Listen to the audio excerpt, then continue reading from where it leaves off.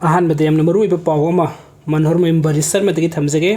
खमेलोक्ता cookie हुइसिंग UNLF ता surrender तौरकले फिरान अंगोबा चिंखतुना नोंमै कबलखिद्रे cookie खुदिंगमक अथुबदा UNLF MP दा surrender तौंगकपिगनी अदुगा महाकना Sumana मखातारी आइदी यामना ngaliङैदा हाइजबनी कुकीसिंग दा तौरुनु मैतैदा लान हौरुनु नोइ लाले हायहौबना फनिना हौजिकता ज्ञान लागी कुकीसिंग से हाइना मनहरमयम बरिसर मना फोंदोकपिरि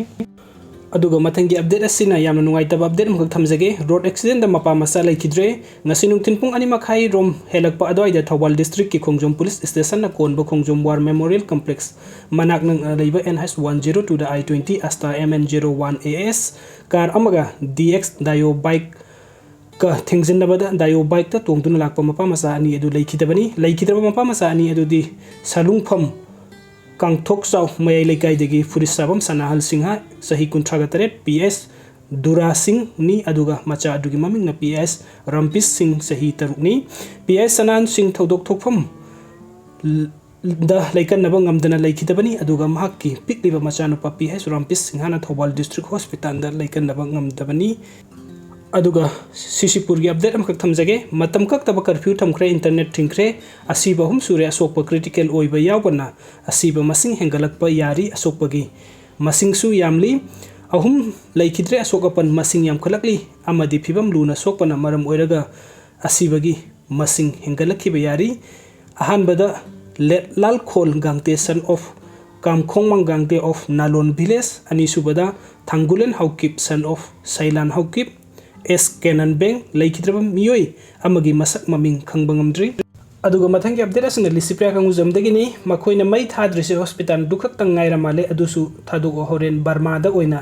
layingnaba separate administration adum phangjerani CM Biren Sarsi phadi phamalli noidi kukilenda leiresu hairaga tolopna Manipur government pibiri aduga nungtigisu thinasu ngangbiba ai oiramadi sungpi piroiko haina liसिप्रिया कंगुजमना फोंदोकपिरि अदुगा महाकना मखातारी कनागुम्बा थोकलिबा Manipuri conflict asigi matang the list of events attacked by cookies to indigenous Meitei and total casualty in each event including missing people gi full documented list leiraga the MS Word format ai email da thabiro ai email contact@lisi.media@gmail.com urgently video ga pangtha thajin biba tawbirakanu timelines document haibani hayeng home ministry da report ama submit तौगदबनी अदुगा अतोपा foreign लाइबाक अमना international court of justice ICJ दा कुकीना सत्थरिबा Meitei genocide असिकी मतंग द कंप्लेन अमा